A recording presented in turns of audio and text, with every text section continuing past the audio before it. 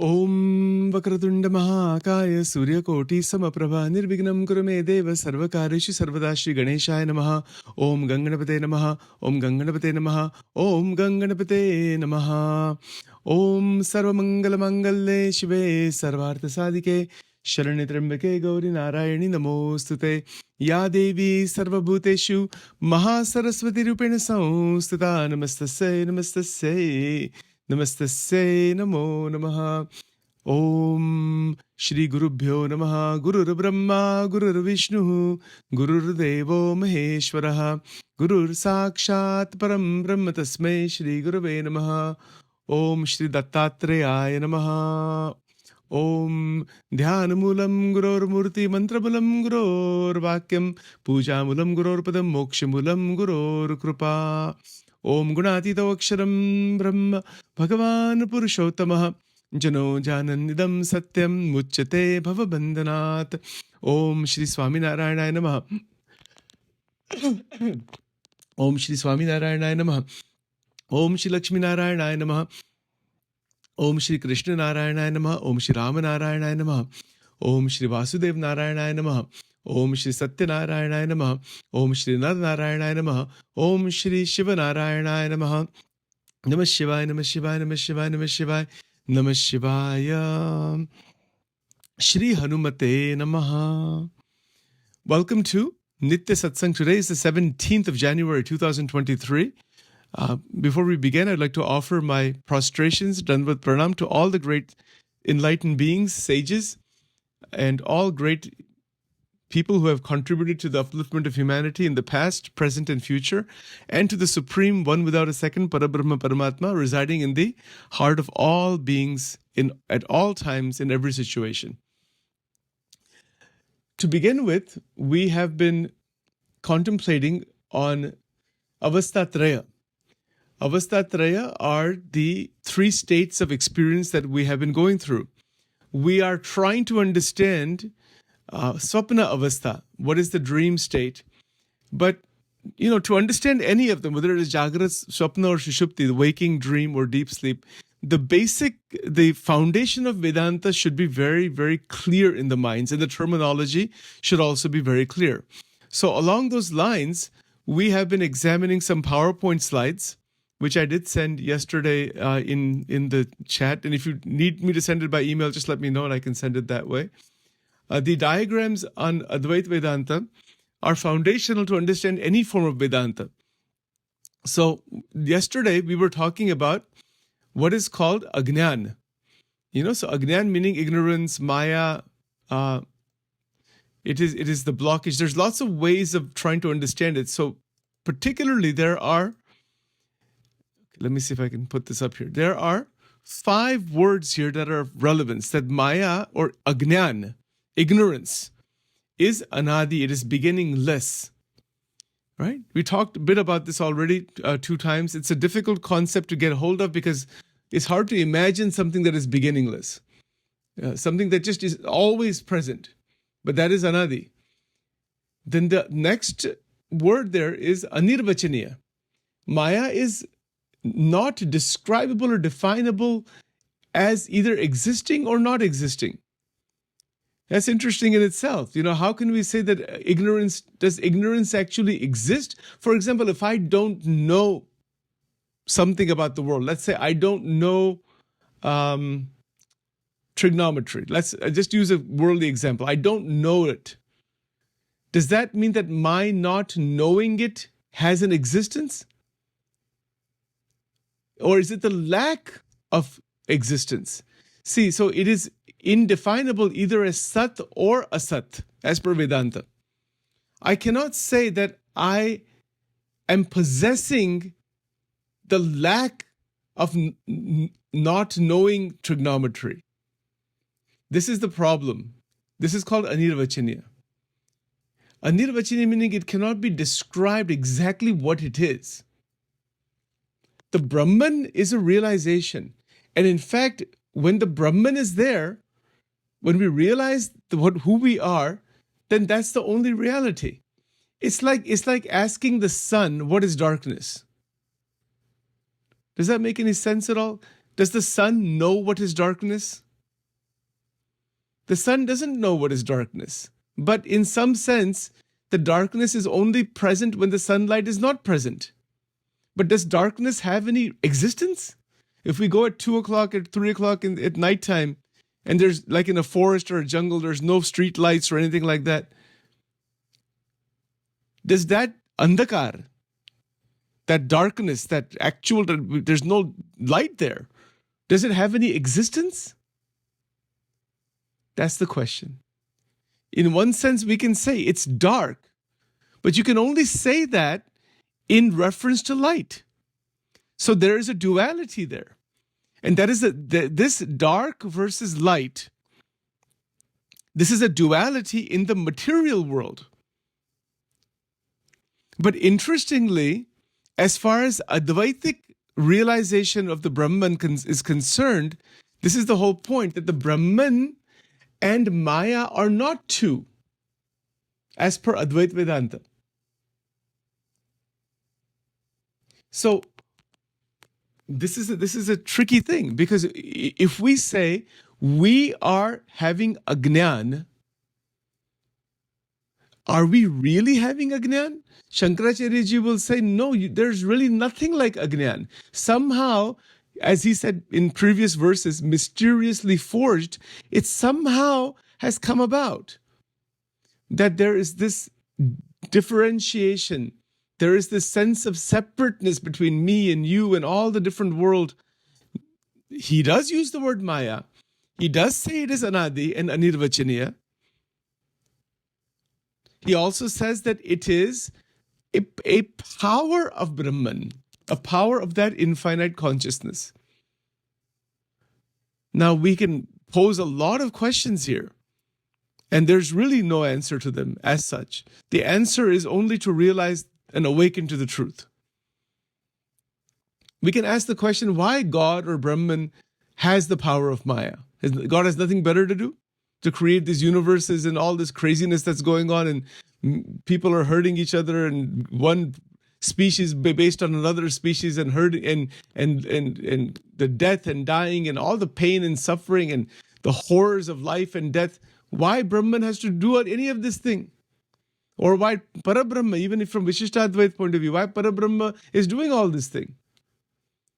This is an argument against the existence of God. It's called an atheistic argument. There are many, many, many such arguments in atheism. It's called Nastikvad. In fact, Nastik in the Indian tradition is called heterodox Indian philosophy. And there are three. That is Jainism, Buddhism, and Charvak. They do not accept the existence of God at all. If you think that Buddhism believes in God, it does not. Jainism does not believe in God, nor does Charvak. These are heterodox, anti-Vedic traditions. They do not accept the Vedas at all. And the other traditions, Vedanta, Nyaya, Vaisheshika, the other philosophical systems, Shat Darshan, they are based on the Vedas. So if somebody was to ask Shankaracharya ji, you're talking about the Brahman, and you're saying it has a power, it has all of this veiling power and vikshep power, it is Ajnan, and you're saying all this thing. Why? There's nothing like Brahman and all. This is all fake thing you're making up. This is what atheists say. I'm not saying that. Atheists are saying that. And there are massive books written on this. And if you go through them, you will forget about God and satsang and satsang. So you'll forget completely all that thing. You'll become an atheistic thinker and a radical humanist or some other form of atheism, and you will forget about the spirituality completely if you go read those books. I'm not saying not to read them, but they are spoken from at the level of the intellect. Shankaracharya ji is not speaking from the intellect. This is the whole point. Shankaracharya ji, the Bhagavad Gita, the Vachanamrita are not spoken from this intellectual analysis. They are spoken from mystical, aparoksha, from actual realization of the Atma. And this is where the trouble begins. Because unless we realize it ourselves, we will not know if it is real or not, if it is true or not. So that's what Vivek Chudamani, the entire set of sadhanas shown, the whole process shown, everything we have been talking about is to wake up and realize. So how do we wake up? We can only wake up if we realize we're asleep. We cannot wake up otherwise. If we think that the sleep experience of the world is the only experience, that the rag, dvesh, aham, mamatva, this is what Charvak, that philosophy of Charvak is to eat, drink, and be merry. Materialistic hedonism philosophy. He's a great rishi actually, but he's a materialist. He's an atheist. He's not a Vedantist or doesn't believe. In India, there are lots. It is such an open field. Anything and everything is involved. Is in that system of Indian thought. There are so many today who believe in hedonism. They believe that seeking pleasure is the only goal of life, nothing else. More sensory pleasure of every kind, because there is no Atma, there's nothing. When the brain is dead, you're gone, finished, game over. Eat, drink, and be merry. This is Charvak's philosophy, materialistic philosophy, hedonism philosophy. And are there people who subscribe to that? Yes. How many? In the millions. In the millions, there are people who subscribe to this. And they try to live that way, trying to maximize just the material experience. They have nothing to do with spiritual truths or scripture. They think it is all some delusion. Even Sigmund Freud and so many psychologists, they say this is some hallucination inside the mind, the concept of God. And if I tell you more about it, you might start to think that way also. You know, the point is that Shankaracharya ji, this is not a question of debate. Shankaracharya ji and the Vedantic masters are speaking from the Anubhav of Brahman. Brahman is vast consciousness, including J. Krishnamurti and others. J. Krishnamurti doesn't use the word unknown. He doesn't use the word Brahman. He uses the word unknown. He doesn't want to use traditional language. I don't want to get into his stuff right now. But he also has talked about the sacred and the vast consciousness and the same, once you are outside the limitations of the mind, that infinite, eternal, Sanatan reality appears to you. It comes to you, and in fact, you are that. This is what the Vedantic masters have taught. Tat Tvamasi. Millions of people have been repeating the Mahavakyas. But just repeating the Mahavakya is not going to take anybody anywhere. In fact, it will increase your ego if you're not careful. That is why the realization of the nature of ignorance is the key. That wait a minute. Is my waking state, my dream state, is that a permanent reality? Of course it is not. We have to begin with our experience in life. And then we can proceed forward and pierce through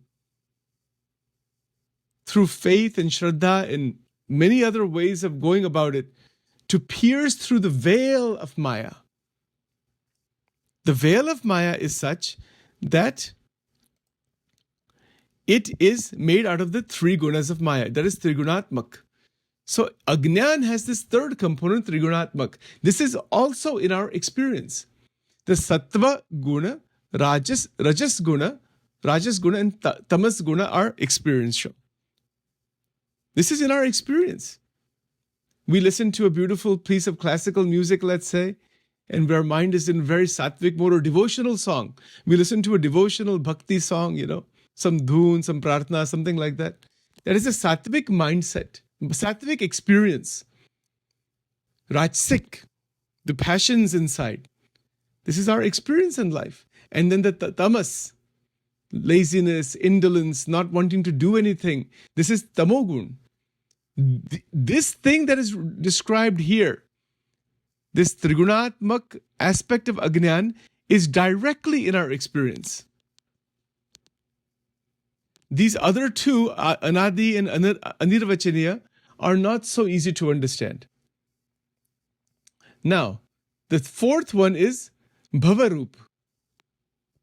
Bhavarup means what?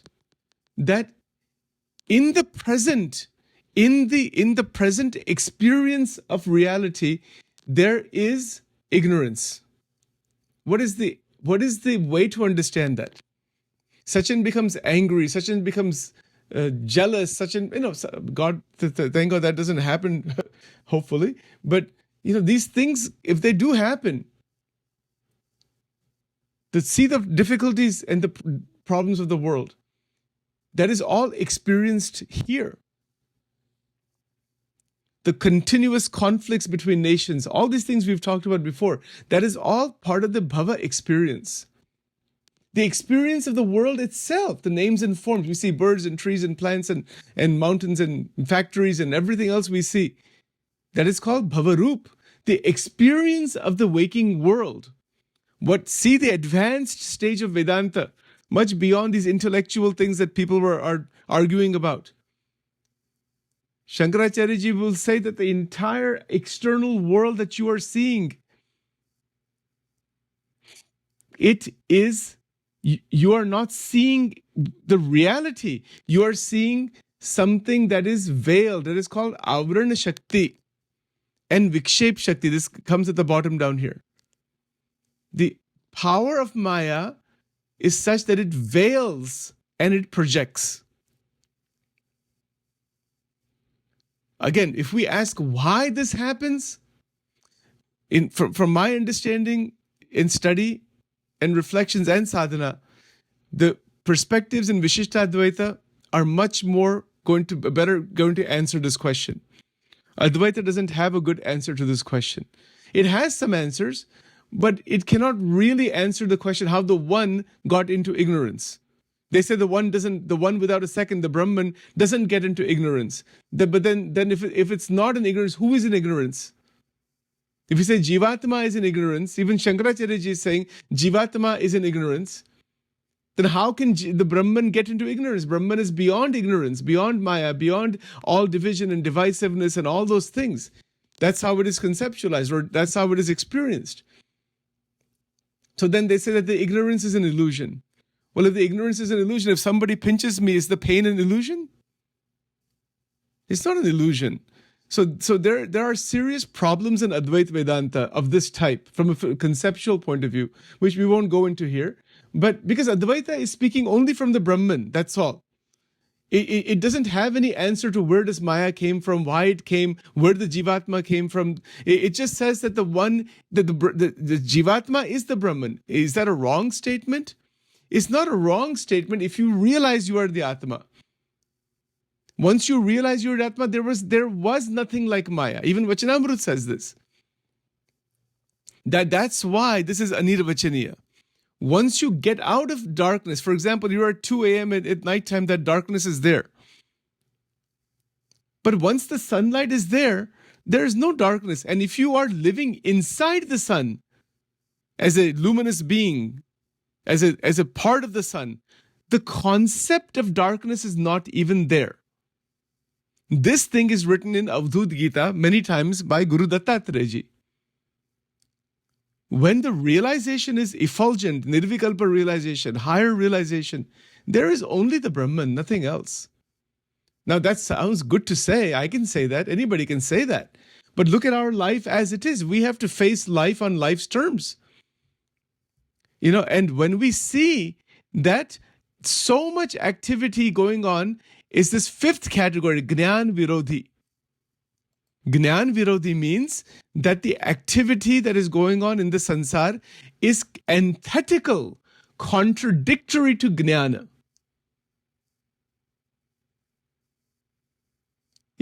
And Gnan is that which removes that ignorance. How can darkness be removed? By light, by Divya Prakash, by Surya Prakash, right? That's how darkness is removed. You cannot remove darkness by running faster in darkness. You cannot remove darkness by punching people who are existing in that darkness. You cannot remove darkness by shouting and screaming and yelling and complaining and all that. No. This is what we are doing, and we, meaning the humanity, is running around inside the darkness of ignorance by fighting with each other, hurting each other, running around in that, trying to improve the world. We can try to improve the world, but we're trying to improve the world without the light of Gnan. Then that improvement is only a little bit here and there. That's it. And then the same cycles repeat. We see that again and again. You try to solve one problem, it never gets solved, actually. 10 other problems show up. But there's economic problem, social problem, food problems. For certain development comes, but then underneath that, difficulties are still there. People are trying to grab from each other and doing all those things. That is Ajnan. So the only way that this nighttime darkness is removed completely is when the sun comes up. When the sun comes up, every nook and cranny is filled with light. This is the glory of Vedanta. That when we awaken into Jnana, the whole light is shining through Brahman. One is able to see through Ajnan.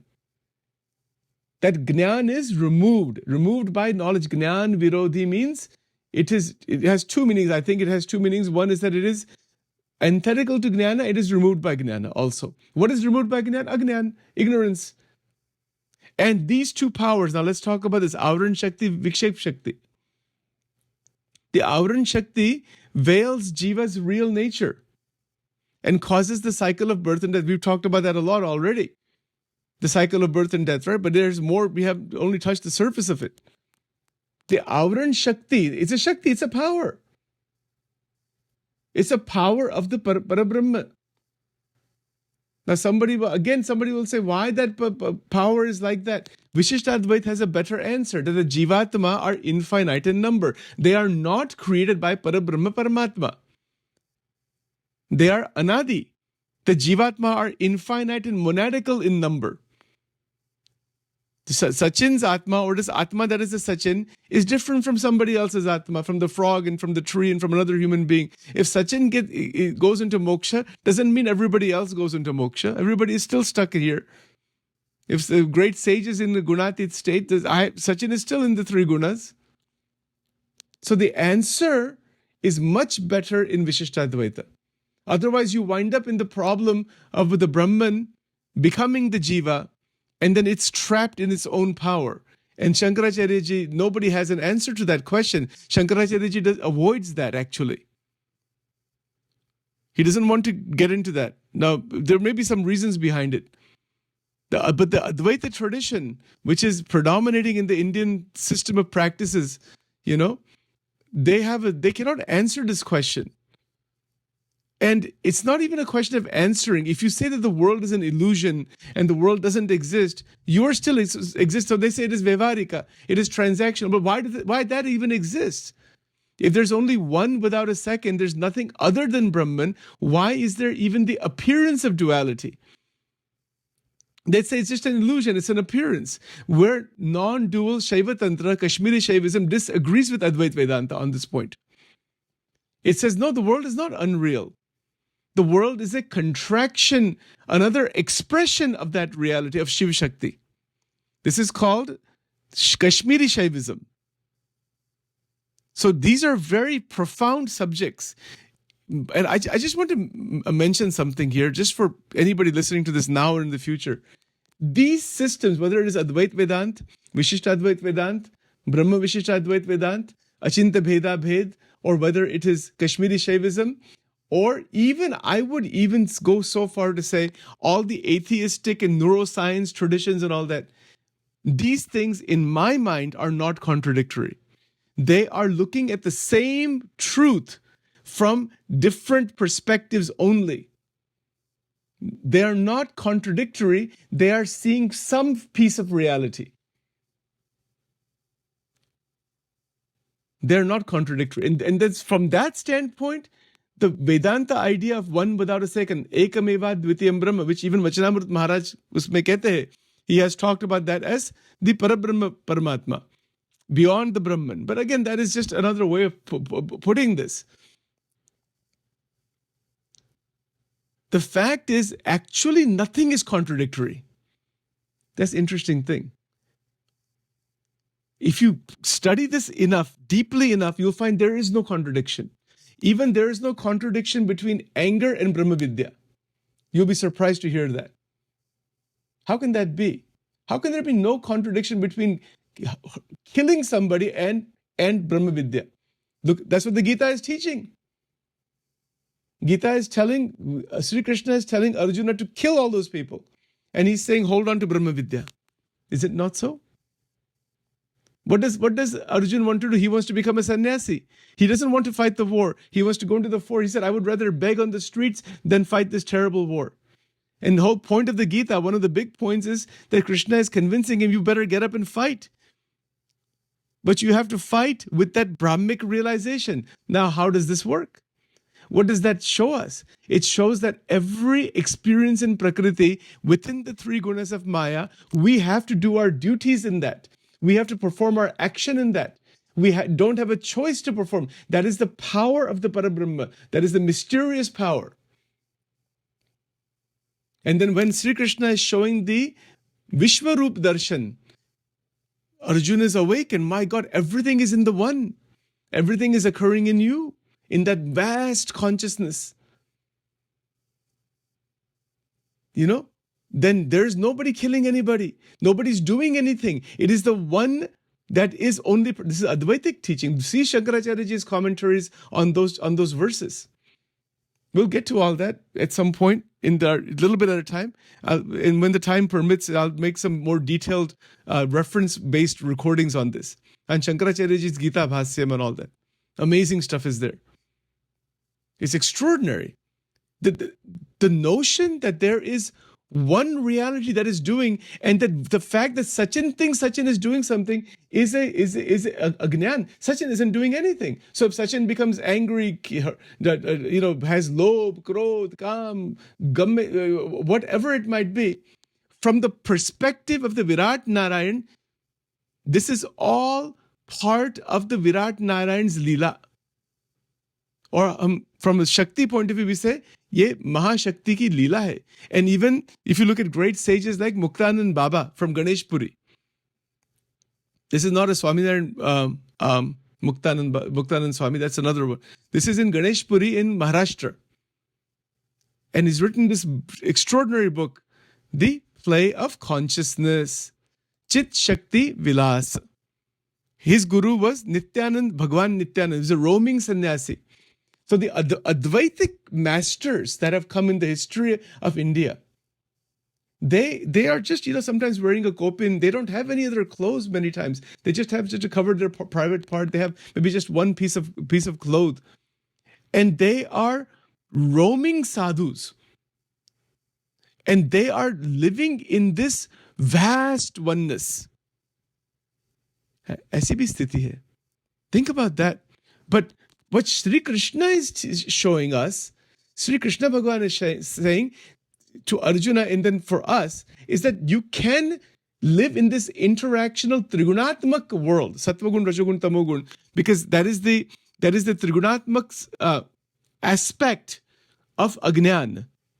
We have to live in the Trigunatmak world, but you can live with Gnan Drishti. See, all of this is quite extraordinary. Then there's no contradiction, because as we are seeing in this diagram, when we say that Maya is anirvachaniya, of course Maya is anirvachaniya simply because we cannot describe the lack of truth, the lack of realization. The lack of realization is in our experience, but when we say anirvachaniya, vachaniya means you cannot describe using language adequately. That's what that means. But the fact of the matter is that the Jivatma is within the throes of the Avarana Shakti. The Avarana Shakti is the veiling power. That veiling power is veiling the real nature of who am I. So all of those questions we were looking at before, where did Maya come from, and why the life and death cycle is there, and everything, why the different creations are there of the galaxies and all. Why is that? The answer is this veiling power of Maya. Is Avran Shakti. So Shankaracharyaji's Vivek Chudamani, it breaks that veiling power through Viveka. Look at the lives of, this is in Advait, Vishishtadvait, in Achinta Bhedabhed, every Vedantic angle, they are wanting to break through the veiling power. Is it possible to break through it? Yes. Shankaracharyaji's complete approach is to directly identify with Brahman. While living in the body with the mind, senses, etc., you identify that you are that Brahman. Not to identify with these three gunas of Maya. Not to identify with Ajnan.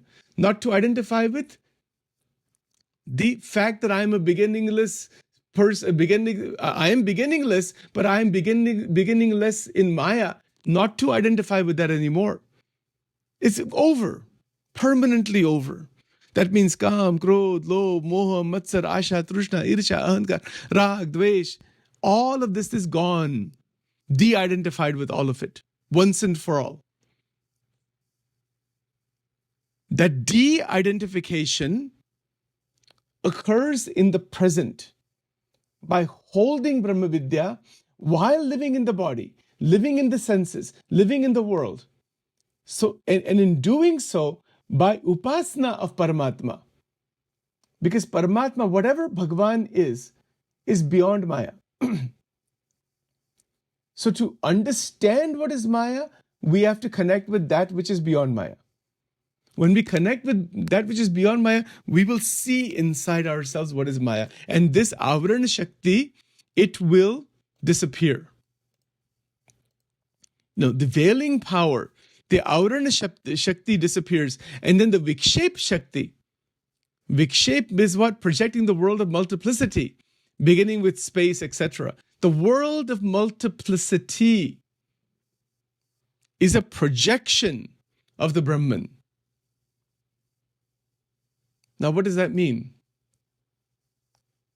Everything that the space telescopes have discovered, all the millions of galaxies out there, and everything that the microscopes have discovered, all the microorganisms and atoms and subatomic particles and everything that is there, everything that exists in material nature is a projection from the Brahman. It is a certain power of the Brahman that is creating all of this. That is the great, amazing truth. It is the Vikshep Shakti. Vikshep means it is projecting. And it is a matter of realization that this projection is going on. This is where, for example, in the Gita, Sri Krishna is telling Arjuna,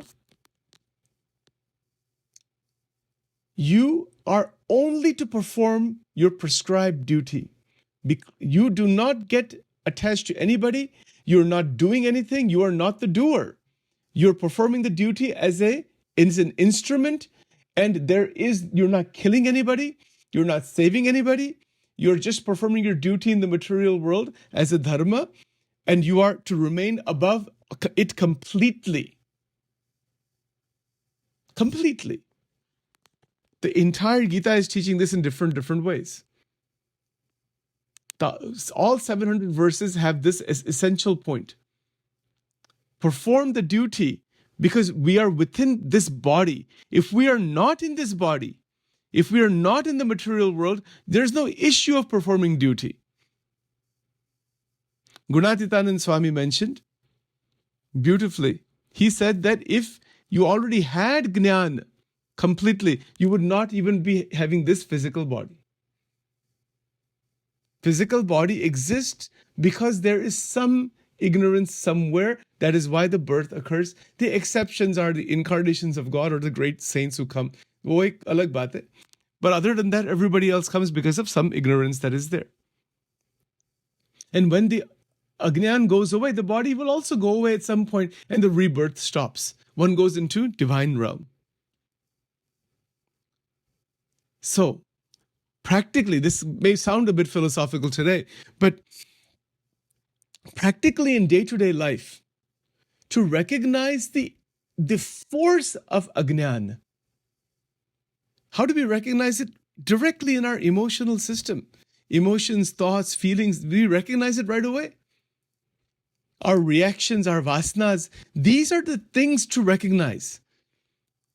And then from there, to stabilize, to bring in Jnana. When we recognize Ajnan, we have an opportunity to bring in deliberately Jnana. It's like a disease. When there's a disease or an imbalance, we look for a medicine to stop that.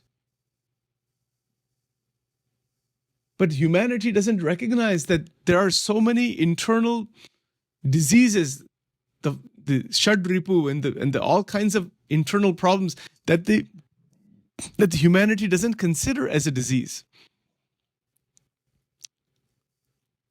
You know, Kam, Krodh, Lobh, when you take those to a certain level, this becomes a rog.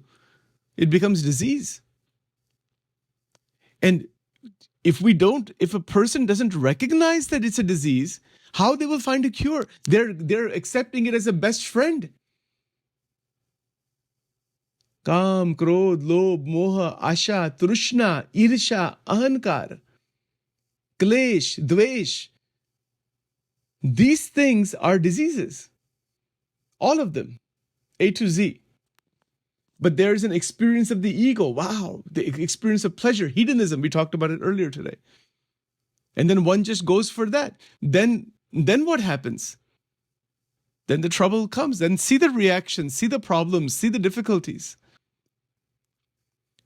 Right? So when Brahma Vidya, the medicine of Brahma Vidya is going to work when we take that medicine and bring it inside our system to remove the disease.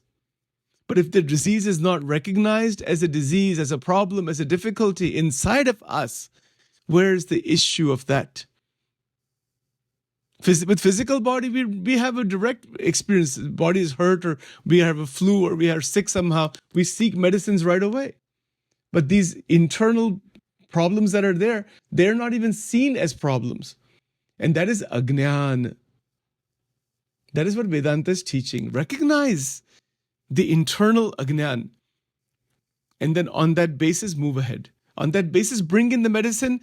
The medicine Shankaracharya ji has said before so many times, once you take it, it is going to go. What is that medicine? I'll just close with this today. What is that medicine? That medicine is that I am not entangled in the Jagrata Avastha, Swapna Avastha, Shushupti Avastha, or the three gunas of Maya, or the five layers, the Panchakosha. I am not entangled in them. They're there, but I am separate from all of them. I am the Atman. I am the divinity.